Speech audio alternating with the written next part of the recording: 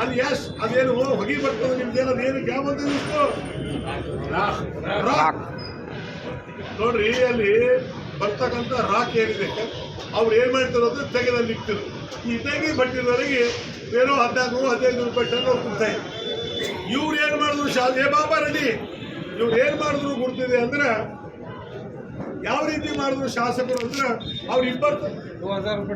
ಇವ್ರಿಬ್ಬರು ತಪ್ಪೇರು ಏನ್ ಮಾಡ್ತಾರ ಅಂದ್ರೆ ಅಲ್ಲಿ ಒಂದು JCB ಯಾ ಟಿಪ್ಪರ್ ಇಕ್ಕಿದ ಯಾವ ಫ್ಯಾಕ್ಟ್ರಿದಾಗ ಅದು ಬರ್ತದೆ ಕೋಲ ಆ ಕೋಲ ಎತ್ತಬೇಕು. ಅವ್ರ ಇಂಡಸ್ಟ್ರಿಯಲ್ ಏರಿಯಾದಾಗ ಒಂದು ಲ್ಯಾಂಡ್ ಇದೆ, ಆ ಲ್ಯಾಂಡ್ದಾಗ ಡಂಪ್ ಮಾಡಬೇಕು. ಆ ಡಂಪ್ ಮಾಡಿ ಅಲ್ಲಿಂದು ಇಟಗಿ ಬಡ್ಡಿದವರಿಗಾಗಲಿ ಬೇರೆ ಯಾರಿಗೂ 2,000 ರೂಪಾಯಿ ಟನ್ ಇವ್ರು ಸೇಲ್ ಮಾಡ್ತಾರೆ. ಇದು ಕೇಳಿ ಒಂದು ಕೆಲಸ ಮಾಡಿ, ನೀರಿದ್ರಲ್ಲಿ ನನ್ನ ಪಾರ್ಟ್ನರ್ ಇಲ್ಲ, ಈ ಯಶ್ ಇದ್ರಲ್ಲಿ ನನ್ಗೆ ದುಡ್ಡು ಸಿಗ್ತಾ ಇಲ್ಲ. ಆ ಶಾಸಕರು ಬೇಕಾದ್ರೆ ವೀರಭದ್ರೇಶ್ವರ ಈ ಅಗ್ನಿಕುಂಡ ಆಗಿದೆ, ಜಾತ್ರೆ ಆಗಿದೆ, ಬರಲಿ ವೀರಭದ್ರೇಶ್ವರ ಗುಡಿ. ಇಲ್ಲ ನಾನು ಸತ್ಯ ಹರಿಸಿದ್ದೀನಿ, ನಾನು ತೊಗೊಳ್ತಾರ ದುಡ್ಡು ನಾನು ಮಾಡ್ತಲ್ಲ ಅಂತ ಹೇಳಿ ನೋಡೋಣ ಶಾಸಕರು ಹೇಳಿ ಬರಲಿ ವೀರಭದ್ರೇಶ್ವರ ದೇವಸ್ಥಾನಕ್ಕೆ. ಇದೇನಿಲ್ಲ ಪಾಪ ರೆಡ್ಡಿ ಅವರಿಗೆ ಬಂದರು. ಈಗ ಅವ್ರದ್ದೊಂದು ಕೆಲವೊಂದು ಮಾತು ಕೇಳ್ರಿ, ಯಾಕಂದ್ರೆ ಈಗ ಏನಾಗಿದೆ ಸುಮ್ಮನೆ ಹೇಳ್ತಾರಪ್ಪ, ಸುಮ್ಮನೆ ಮಾಡೋದು ನಾವು ಯಾರಿಗೆ ಕಲ್ಸೋದಿಲ್ಲ. ಆ ರೆಡ್ಡಿಯವ್ರಿಗೆ ಕೇಳಿ ಎಷ್ಟು ಸಲ ಧಮಕಿ ಹಾಕ್ತಕ್ಕಂಥದ್ದು ನಾವು ನೋಡ್ತೀವಿ, ನಾವು ಬಡಿತೀವಿ, ಯಾರಿಗೂ ಬಡಿಲಕ್ಕೆ ಸಾಧ್ಯ ಇಲ್ಲ. ಅವರು ಈಗ 1 ವರ್ಷ ಶಾಸಕರಾಗ ಈಟ್ ಮಾಡ್ತಾರೆ, ನಾ 20 ವರ್ಷ ಶಾಸಕ ನಾ ಏನ್ ಮಾಡ್ತಾರೆ. राजशेखर पाटिल अब उन्होंने अभी इतना है, अभी 1 साल हो गया, अभी 9 महीने है, अभी हनीमून का पीरियड है, शादी होकर अभी हनीमून का पीरियड है. अब लोगों को इतना डरा रहे, मैं तो 20 साल MLA बनाऊं और मिनिस्टर बनाऊं, फिर मैं कितना डराना. ऐसा नहीं होता, डरने से कोई लोग डरते नहीं. इसलिए मैं आप लोगों को विनती करता हूं, आप कोई लोग डरने का जरूरी नहीं. जो ईमानदारी है, जो कानून के रूप में है, उसमें हमको देखना है. कानून तोड़कर चलने का नहीं, कानून जो बोलता कानून में करने के. इसलिए आप लोग सभी लोग जो 1ನೇ ತಾರೀಕು ಏನು ಸ್ಟ್ರೈಕ್ ಮಾಡಿದಾರ ಇವೆಲ್ಲ ಅಸಹ್ಯ. ಇದು ಯಾರ್ದು ವೈಯಕ್ತಿಕವಾದಂಥ ಸ್ಟ್ರೈಕ್ ಇಲ್ಲ.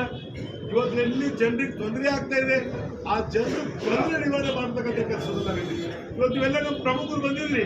ಇವತ್ತು ಏನಪ್ಪ ನಮಗೇನು ನಿಮಗೇನಲ್ಲ, ನಾಳೆ ನಿಮಗೆ ಬರ್ತದ, ಅವಾಗ ಏನ್ ಮಾಡ್ತೀರಿ.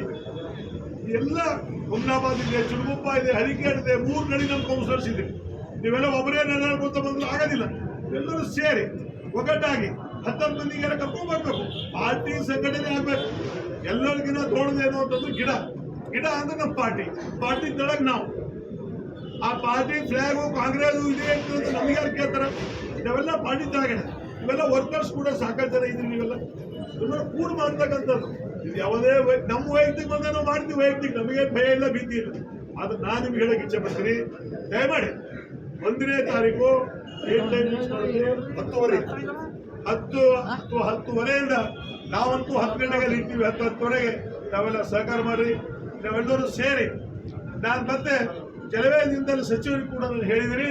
ಇವತ್ತೇನೋ ನಾಳೆ 1 ತಾರೀಕು ಕ್ಯಾಬಿನೆಟ್ ಇದೆ, ನಾನು ಕ್ಯಾಬಿನೆಟ್ ಮುಗಿಸ್ಕೊಂಡು ಬರ್ತೀನಿ ಅಂತ ಹೇಳಿದಾರೆ ಸಚಿವರಿಗೆ ಕೂಡ ನಾನು ಭೇಟಿ ಕೊಡಾಕ ಹೇಳಿದ್ದೀನಿ. ತಾವು ಬನ್ನಿ, ತಾವು ಭೇಟಿ ಕೊಡಿ, ಇಲ್ಲಿ ನಡೀತಕ್ಕಂಥದ್ದು ಏನೇನಿದೆ ನಿಮ್ಗೆಲ್ಲರೂ ಕೂಡ ಮಾಹಿತಿ ಕೊಡ್ತೀವಿ ಅಂತೇಳಿ ಮಾನ್ಯ ಈಶ್ವರ್ ಖಂಡ್ರೆ ಕೂಡ ನಾನು ಹೇಳಿದ್ದೀನಿ.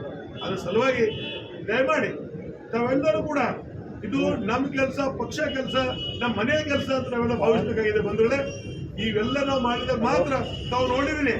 ನಾವೆಲ್ಲ ಇಷ್ಟೆಲ್ಲ ಮಾಡಿ ಬರೀ 1,400 ಓಟಿನ ಸೋತ್ರ MLA ಸೋಲಿಸ್ದ ನಾ ಗೆದ್ದ ಅಂತ ಎಲ್ಲಿ ಗೆಲ್ಲಬೇಕು, ಎಲ್ಲಿ ಸೋಲ್ಬೇಕು, ಏನಾದ್ರೂ 10,000-20,000 ಸೋಲಿಸಿದ್ರು ಅಂದ್ರೆ ಅವ ನಡೀತಿಲಿಕ್ಕೆ ಆಗಿದ್ದು वही में वो ऊपर से चलता था उन्हें. अगर बंडेप्पा साहब के जैसा 20,000-25,000 आते तो वो वही के ऊपर ही जाता था. वो पुलिस वाले उसको बोलता था पहले वही करो, उसके ऊपर नहीं चलता. अब ಹಾಗೆ ಆಯ್ತಿತ್ತು. ಇದು ಆಕ್ಸಿಡೆಂಟಲ್ ಬಿಡಿ, ಸೋಲು ಅದು ನೋಡೋಣ. ಮುಂದೆ ಜನ ಏನ್ ತೀರ್ಮಾನ ಮಾಡ್ತಾರ ಅದಕ್ಕೆ ನಾವು ತಲೆ ಬಾಗೋಣ. ನಾನು ಹೇಳಕ್ ಇಚ್ಛೆ ಪಡ್ತೀನಿ, ನಾವೆಲ್ಲ ಜಾಗೃತರಾಗ್ರಿ. ಯಾವುದೇ ನೋಡ್ರಿ ಅವ್ರು MLA ಏನಾದ್ರು ಕಮಿಟ್ ಮಾಡ್ತಾರ, ಅವ್ರ ಫಾಲೋವರ್ಸ್ ಅದಕ್ಕೆ ಅವಾಗಿಂದ ಟ್ವೀಟ್ ಮಾಡ್ತಾರ. ನೀವೆಲ್ಲರೂ ಬುದ್ಧಿವಂತರು, ನೀವು ಬರೇ ನಮ್ಮ ಎದುರೇ ಮಾತಾಡ್ತೀರಿ. ದೇವರಾಗೌಡ್ರು ಎದುರು ಬರ್ತೀರಿ, ನಾವು ಅದು ಮಾಡಿದ ಸರ್, ನೀವು ಇದು ಮಾಡಿದ ಸರ್, ಇವ್ರು ಬರ್ತೀರಿ ಹೇಳ್ತೀರಿ. ನೋಡಿ ನೀವೆಲ್ಲ ಜಾಗೃತ. ಇವತ್ತು ಯಾವ ರೀತಿ ರಾಜಕೀಯ ನಡೀತಾ ಇದೆ ಆ ರೀತಿ ರಾಜಕೀಯ ಮಾಡ್ತಕ್ಕಂಥ ಇದರಲ್ಲಿ ನೀವೆಲ್ಲ ಕೆಲಸ ಮಾಡಬೇಕು. ಈರಪ್ಪರೇ, ನೀವೆಲ್ಲ ಗ್ರಾಮ ಪಂಚಾಯತ್ ಅಧ್ಯಕ್ಷಗಳು ಬಹಳ ಆಕ್ಟಿವ್ ಆಗಬೇಕು. ನೀವೆಲ್ಲ ಎಲ್ಲೆಲ್ಲಿ ನೋಡಬೇಕು, ಏನೇನು ಮಾಡಬೇಕು. ನಿಮ್ಮಿಂದ ಪ್ರಕಾಶ್ ಸೋಡ್ಕರ್ ಕುಂತಾರ, ಅವರಿಂದ ಟೈಗರ್ ಕುಂತಾರ, ನೀವೆಲ್ಲ ಆಕ್ಟಿವ್ ಆಗ್ಬೇಕಲ್ಲ. ಯಾರು ಏನು ಮಾಡ್ತಾರ, ಏನು ಮಾಡಬೇಕು ಅನ್ನೋದು ನಿಮ್ಗೆ ಬರ್ಬೇಕಲ್ಲ. ನೀವು ಯಾವಾಗ ಕಲಿಬೇಕು? ಭಾರತೀಯ ಕಂದಾರ ಎಲ್ಲೇ ಕದ್ಕೊಂಡ ಕುಂತಾರ. ಇಲ್ಲಿ ಏನು ನಡೆದ ಮತ್ತು ಗುಣಾಗಲ್ಲ ನೀ ಪಾಪ. ಎಲ್ಲ ವಾಟ್ಸಪ್ ಫೇಸ್ಬುಕ್ ಎಲ್ಲ ಗುಣಾಗತ್ತದ. ಗಳಿಗೆ ಮಾನ್ಯ ವಿಧಾನಸಭೆ ಕುಡಿದೆಲ್ಲ ಅದ್ರ ಮಾಮೂಲಿ ಪತ್ರಿ ಅದಕ್ಕೊಂದು ಇದು ಕೊಡ್ತಾರೆ. ಅದು ನೀವು ಕೊಡ್ಬೇಕಲ್ಲ. ಅವಾಗ ನೀವು ಕೊಟ್ಟರೆ ಬಾಯಿ ಬಿದ್ದು ಕೊಡ್ತಾರ. ಇವತ್ತು ನಮ್ಗೆ ಯಾರು ಹೇಳೋರಿಲ್ಲ ಕೇಳೋರಿಲ್ಲ. ನಾವು ನಡೆದ ದಾರಿ, ನಾವು ಹೋಗೋದು ದಾರಿ ಅಂತ. ಅದಕ್ಕೆ ಬಂದ್ಗಳೇ, ನಮ್ದೆಲ್ಲ ಪಕ್ಷದ ಪ್ರಮುಖರಿದೆ. ಇವತ್ತೇನು ನನಗೆ ಗೊತ್ತಿಲ್ಲ ಇಷ್ಟು ಮಂದಿ ಕರೆದಿರೋದು. ನಾನು ಭೀಮರಾವ್ ಹೇಳಿದೆ, ನಿಮಗೆಲ್ಲ ಸೇರಿ ಒಂದು ಮೀಟಿಂಗ್ ಮಾಡಿ ಒಂದೆಲ್ಲ ಸ್ವಲ್ಪ ಜನ ಸೇರಿಸಿ ಇವತ್ತೊಂದು ಸಂದೇಶ ಹೋಗ್ಬೇಕಾಗಿದೆ.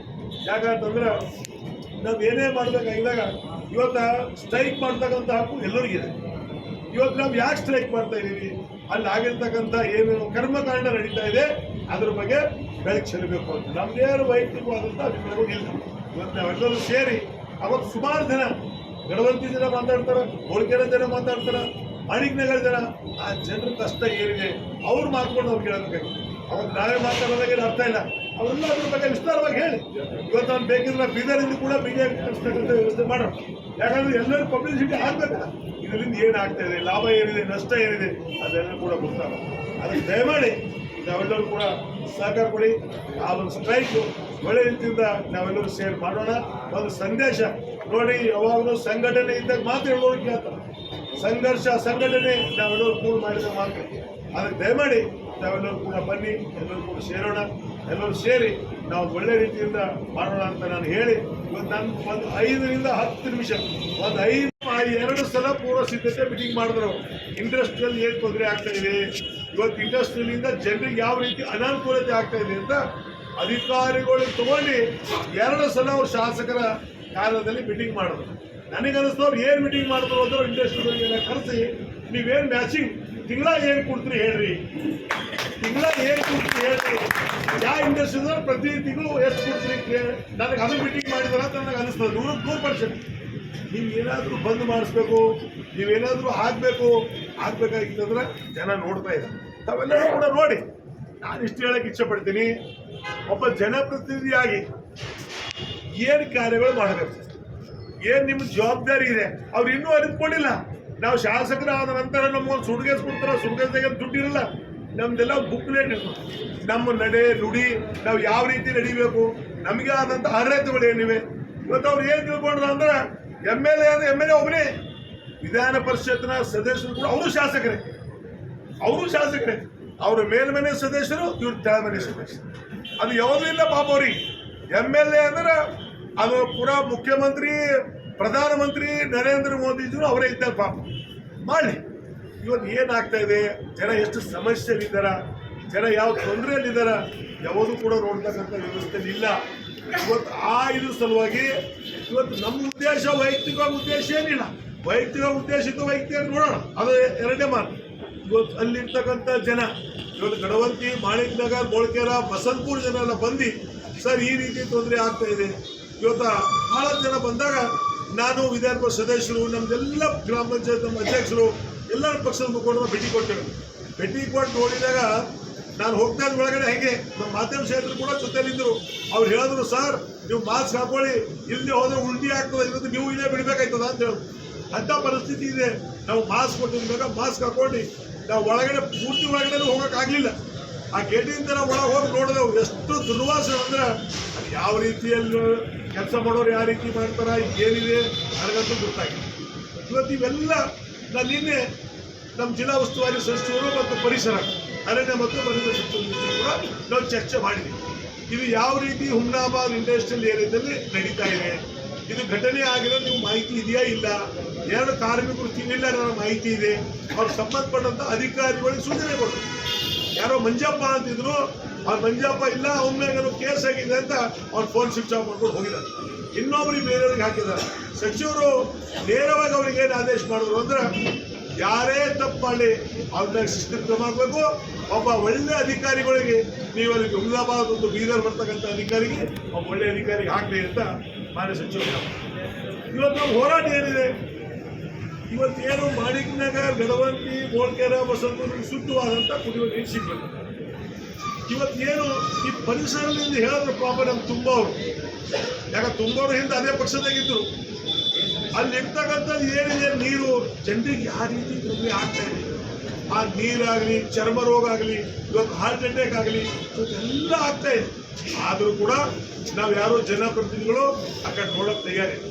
ಅದರ ಸಲುವಾಗಿ ನಾವು ಒಂದು ದಿವಸ ಸಾಂಕೇತಿಕವಾಗಿ ನಮ್ಮ ಹೋರಾಟ ಏನು, ಎಲ್ಲಿ ಏನು ನಡೀತಾ ಇದೆ ಅವ್ಯವಹಾರಗಳು. ಇವತ್ತು ನಮ್ಮ ಯಾಸೀನ್ ಅವರಿಗೆ, ನಮ್ಮ ವೆಂಕಟರೆಡ್ಡಿ ಅವರು ಇವತ್ತಿನ ಬಗ್ಗೆ ಸಾಕಷ್ಟು ವಿಚಾರಗಳ ಬಗ್ಗೆ ನೋಡಿಲ್ಲ. ಯಾಕಂದ್ರೆ ನಾವು ಇನ್ನೂ ಅಷ್ಟು ಡೀಪ್ ಹೋಗಲಿಲ್ಲ. ಈಗ ಎಲ್ಲಲ್ಲಿ ಏನೇನು ಕಾರ್ಯಕ್ರಮಗಳು ಮಾಡ್ತಾ ಇದ್ದಾರೆ ಇವತ್ತು ನೋಡಿ. ಇಂಡಸ್ಟ್ರಿಯಲ್ ಬಳಿಗೆ ಅವ್ರಿಗೆ ನಾವು ನೀರೇ ಕೊಟ್ಟಿಲ್ಲ ಅಂದ್ರೆ ಅವ್ರ ಇಂಡಸ್ಟ್ರಿ ನಡೆಸೋದು ಕಷ್ಟ ಆಗ್ತದೆ. ಯಾಕೆ करेक्ट है? अगर तुम ज्यादा पानी नहीं दिए तो इंडस्ट्री वाले काम ही नहीं कर सकते. इन्हों क्या करे उसको वहां से इंडस्ट्रियल एरिया से बाजू से 2 15 HP का मोटर देकर इनको कनेक्शन दिए और वो फ्री में नहीं, 1 लीटर पानी को 90 पैसे उन्होंने चार्ज कर दिए. 90 पैसे बोले तो खरीद 20 इंडस्ट्री तो केमिकल की इंडस्ट्री होगी. एक इंडस्ट्री को 1 लाख से 1,20,000 रुपए पर मंथ वो पानी का बिल हो रहा. वो मैं नहीं बोलने का, वो है पूरा बिल है. और वो भी लोग, मैं इंडस्ट्री को पूछा, सर हमने चेक थ्रो से पेमेंट कर, चेक थ्रो से पेमेंट कर. वो मेरे को कुछ लोग बोले नहीं साहब अभी ने 2 साल से चल रहा. मैं बोला 2 साल का भी इंक्वायरी करो, अगर हमारा अवधि में भी हो गया तो भी इंक्वायरी करो. अगर उसमें कौन भागी है, अगर वो 2 साल के पीछे भी अगर चालू रहा, अगर उसमें राजशेखर पांडे के कुछ हाथ है, राजशेखर पांडे को अरेस्ट करो, उसमें कोई ये नहीं. वो पानी देने को भी मालूम नहीं, पानी छोड़ने को भी मालूम नहीं. अब कुछ लोग एमएलए बोलेगा कि अब चालू नहीं, ये 2 साल से चल, 2 साल से भी तू ही छे उसमें, अब भी तू ही छे. अगर 2 साल से पीछे अगर राजशेखर पांडे का परिवार अगर उसमें है, तुरंत उनको अरेस्ट करो, तुरंत उनको अरेस्ट करो. अगर नहीं तो उसमें कौन शामिल है उसको अरेस्ट करो. ये कैसा है? ಇದೆಲ್ಲ ಏನಿದೆ ಅಂದ್ರೆ ಜನರಿಗೆ ತಪ್ಪು ದಾರಿಗೆ ಎಳಿತಕ್ಕಂಥ ಕೆಲಸಗಳು ಹುಮ್ನಾಬಾದ್ ನಡೀತಾ ಇದೆ. ಇವತ್ತು ಅದಕ್ಕೆ ಬಿಟ್ಟು ಇವತ್ತು ಯಾಸೀನ್ ಅವರು ನಾನು ಮಾತಾಡ್ಕಿಂತ ಪೂರ್ವದಲ್ಲಿ ಅವ್ರು ಮಾತಾಡಬೇಕಾಗಿತ್ತು. ಯಾಕಂದ್ರೆ ಅದ್ರ ಬಗ್ಗೆ ಅವ್ರಿಗೆ ಎಲ್ಲರೂ ಕೂಡ ಗುರ್ತು ಮಾಡ್ಕೊಂಡಿದ್ದಾರೆ. ನಮ್ಮ ವೆಂಕಟರೆಡ್ಡಿ ಬಂದಿದ್ದಾರ, ವಿಶ್ವನಾಥ್ ರೆಡ್ಡಿ ಅವರಿಗೆಲ್ಲ ಗೊತ್ತಿದೆ ನೀರು ಎಲ್ಲಿಂದ ಕನೆಕ್ಷನ್. ಇವ್ರು ಯಾರು ಹೇಳ್ತಾರಲ್ಲ ಅವರಿಗೆ ಧಮಕಿ ಹಾಕೋದು. ಅವ್ರ ರೆಡ್ಡಿ ಹೇಳ್ತಾ ಇದ್ರು, ಸರ್ ನಾನು ಫೋನು ಮಗನೇ ನೀವು ಜೀವನ ಹ್ಯಾಂಗ್ ಮಾಡ್ತೀರಿ ನೋಡ್ತೀರಿ, ಎಮ್.ಎಲ್.ಎ ಆಗೋದವ್ರು ತಮ್ಮದೇರು ನಮಗೆ ಧಮಕಿ ಹಾಕ್ತಾ ಇದಾರೆ. ನಾನು ಈ ದೊಡ್ಡ ಧಮಕಿ ಯಾರು ಹೆದರ್ಬೇಡ್ರಿ, ದೊಡ್ಡ ಧಮಕಿ ಯಾರು ಏನು ಮಾಡೋಕ್ಕಾಗಲ್ಲ. ಇದು ಡಾಕ್ಟರ್ ಬಾಬಾ ಸಾಹೇಬ್ ಅಂಬೇಡ್ಕರ್ ಅವರು ಯಾವ ರೀತಿ ಸಂವಿಧಾನ ಬರೆದಿದ್ದಾರೆ, ಎಲ್ಲರಿಗೂ ಕೂಡ ಯಾರು ಕೂಡ ದೊಡ್ಡ ಕೀಳು ಮೇಳು ಇಲ್ಲ. ನಮ್ದೇ ಆದಂತ ಇದೆ, ನಾವು ಹೋರಾಟ ಮಾಡ್ತಕ್ಕಂಥ ಹಕ್ಕು ನಮಗಿದೆ. ನಾವು ಯಾರು ಕೂಡ ತಪ್ಪು ಕೆಲಸ ಮಾಡೋರಿಗೆ ನಾವು ಧನಿ ಅಂತಕ್ಕಂಥ ಕೆಲಸ ಇದೆ. ಇವತ್ತು ಧನಿ ಕೊಟ್ಟಿದ್ದ ಡಾಕ್ಟರ್ ಬಾಬಾ ಸಾಹೇಬ್ ಅಂಬೇಡ್ಕರ್ ಅವರು. ಇವತ್ತು ಅದಕ್ಕೆ ಹೆದರ್ಬೇಕು. ನಾನು ಅವ್ರಿಗೆ ಹೇಳಿದ ರೆಡ್ಡಿಗೆ ಯಾವ ಕಾರಣಕ್ಕೂ ನೀವು ಹೆದರಬೇಡ. ಇವತ್ತು ಯಾಕೆ ಹೇಳ್ತಾ ಇದ್ದೀವಿ, ಇಲ್ಲಿ ಹುಮನಾಬಾದ್ ಕ್ಷೇತ್ರದಲ್ಲಿ ಏನು ಅನ್ಯ ಚಟುವಟಿಕೆಗಳು ನಡೀತಾ ಇದೆ, ಎಲ್ಲ ಚಟುವಟಿಕೆಗಳಿಗೆ ನೇರವಾಗಿ ಶಾಸಕರ ಅವ್ರ ಅಮೃತ ಹಸ್ತ ಇದೆ. ಯಾಕಂದ್ರೆ ಇವೆಲ್ಲ ಕೆಲಸ ಮಾಡ್ರಿ, ನಾನು ದುಡ್ಡು ತಂದ್ಕೊಡು, ನನಗೆ ಎಷ್ಟು ಕೊಟ್ಟರೆ ಹೇಳಿ ದುಡ್ಡು, ಯಾವ ಕೆಲಸಕ್ಕೆ ಎಷ್ಟು, ಏನೇನು ಕೆಲಸಗಳು ನಡೀಬೇಕು ನಾನು ಹೇಳ್ತಾ ಇಲ್ಲ. ನಮ್ಮ ಮಾಧ್ಯಮ ಸ್ನೇಹಿತರಿಗೂ ಎಲ್ಲ ಗುರುತು ಇಂಡಸ್ಟ್ರಿಯಲ್ಲಿ ಏನೈತೆ ನಡೀತಕ್ಕಂಥ ಈ ಎಲ್ಲ ಚಟುವಟಿಕೆಗಳಿಗೆ ನಾವೆಲ್ಲರೂ ಸೇರಿ ಒಂದಿನ ಹೋರಾಟ ಮಾಡಬೇಕು ಅಂತ ಇವತ್ತು ನಮ್ದೇನು ಬ್ಲಾಕ್ ಕಾಂಗ್ರೆಸ್ ಕಮಿಟಿ ಅಂದರೆ ಅಫ್ಸರ್ ಮೇಯರ್ ಇರ್ಬೋದು, ಗ್ರಾಮೀಣ ಭಾಗದ ಅಧ್ಯಕ್ಷ ತುಂಬವರು ಇರ್ಬೋದು, ವಿಧಾನ ಪರಿಷತ್ತಿನ ಸದಸ್ಯರಾದಂಥ ಚಂದ್ರಶೇಖರ್ ಪಾಟೀಲ್ ಅವರು, ವಿನೋದ್ ಪಾಟೀಲ್ ಅವರು, ಎಲ್ಲ ನಮ್ಮ ಮಾಣಿಕ್ ನಗರ್ ಗ್ರಾಮ ಪಂಚಾಯತ್ ಅಧ್ಯಕ್ಷನಿಯವರು, ಎಲ್ಲ ಸೇರಿರ್ತಕ್ಕಂಥ ಎಲ್ಲ ನಮ್ಮ ಪ್ರಮುಖರು, ನಮ್ಮ ಪಕ್ಷದ ಪ್ರಮುಖರು, ನಾಯಕರು, ಯುವಕರು, ಮಾಧ್ಯಮದ ಸ್ನೇಹಿತರು. ಇವತ್ತು ವಿಶೇಷವಾಗಿ ನಾನು ಇಂಡಸ್ಟ್ರಿಯಲ್ ಕರ್ಸಿದ್ದೀನಿ. ನಾನು ಮೊನ್ನೆ ನಾನು ಪಾಪ ಅವ್ರು ಯಾರ್ದಾರ ಹೆಸರು ಹೇಳಿದ್ರೆ ಇವರು ಅವರು ಅಂತ ಹೇಳ್ತಾರ. 1994ರಿಂದ 2023 ಮೇವರೆಗೆ ನಮಗೆ ಇಂಡಸ್ಟ್ರಿಯಲ್ದವ್ರಿಗೆ ಯಾವುದೇ ರೀತಿಯಿಂದ ತೊಂದರೆ ಇದ್ದಿಲ್ಲ. 2023 ಮೇ ಪ್ರಾರಂಭ ಆಯಿತು. ಹೊಸದಾಗೇನು ಶಾಸಕರು ಬಂದರು, ದಿನನಿತ್ಯ ನಮ್ಗೆ ತೊಂದರೆ ಕೊಡ್ತಾ ಇದ್ದಾರ, ದಿನನಿತ್ಯ ನಮ್ಗೆ ಏನಾದರೂ ಹೇಳ್ತಾರ, ಪಾಪ ಅವ್ರು ಇಂಡಸ್ಟ್ರಿ ಹೇಳ್ತಾ ಇದ್ದಾರೆ. ಅದು ಒಂದು ಭಾಗ. ಇವತ್ತೇನು ಮನೆ ಏನು ಕಾರ್ಮಿಕರು ತೀರೋದು, ಯಾಕೆ ತೀರ್ ಹೋದ್ರು, ಆ ಫ್ಯಾಕ್ಟ್ರಿ ಬಹಳ ಏನಿದೆ, ಆ ಫ್ಯಾಕ್ಟ್ರಿ ಯಾವ ರೀತಿ ನಡೆಸಬೇಕು, ಏನು ಶಿಷ್ಟಾಚಾರ ಇದೆ, ಯಾವುದೂ ಇಲ್ಲ. ಇವತ್ತು ಎಲ್ಲರೂ ಮೂಲಿಗೊತ್ತಿ ಇವತ್ತು ಆ ಫ್ಯಾಕ್ಟ್ರಿ ನಡೆಸ್ತಾ ಇದೆ. ಇವತ್ತು ಹೇಳಿದ್ರು ಭೀಮರಾವ್ ಪಾಟೀಲ್ ಅವರು, ಆ ಫ್ಯಾಕ್ಟ್ರಿ ಪರ್ಮಿಷನ್ ಇರ್ತಕ್ಕಂಥದ್ದು ಬೀದರ್ನಲ್ಲಿ, ಅದು ಪ್ರಾರಂಭ ಮಾಡಿದ್ದು ಹುಮ್ನಾಬಾದ್ನಲ್ಲಿ. ಇದು ಒಂದನೇದೆಲ್ಲಕ್ಕಿಂತ ದೊಡ್ಡ ತಪ್ಪು. ಅದ್ರ ಜೊತೆಯಲ್ಲಿ ಅನೇಕ ಕಾರ್ಯಗಳು ಪಾಪ ಶಾಸಕರು ಹೇಳಿದ್ರು. ಅವ್ರು ಒಂದು ಸಲ ವಿಧಾನಸಭೆಯಲ್ಲಿ ಮಾತಾಡಿದ್ರೆ 100 ಸಲ ಹೇಳ್ತಾರೆ ನಮ್ಮ ವಿಧಾನಸಭೆಯಲ್ಲಿ. ಸಿದ್ದು ಪಾಟೀಲ್ರವರೇ, ನಾನು 4 ಬಾರಿ ಶಾಸಕರ ಅವಧಿಯಲ್ಲಿ ಸುಮಾರು ಒಂದು 50 ಸಲ ಈ ಫ್ಯಾಕ್ಟ್ರಿಗಳ ಬಗ್ಗೆ ವಿಧಾನಸಭೆ ಒಳಗಡೆ ಮತ್ತು ಹೊರಗಡೆ ನಾವು ಚರ್ಚೆ ಮಾಡಿರ್ಬೇಕು. ಇವೆಲ್ಲ ಗಣಪತಿದವ್ರು ಇಲ್ಲೇ ಇದ್ರಿ, ಏನ್ರಿ ಮೋಳಕೇರದವ್ರು ಇದ್ರಿ, ಮಾಣಿಕ್ ನಗರದವ್ರು ಇದ್ರಿ, ಅನೇಕ ಬಾರಿ ನಿಮ್ಮ ಜೊತೆಯಲ್ಲಿ ಸೇರಿ ಚರ್ಚೆ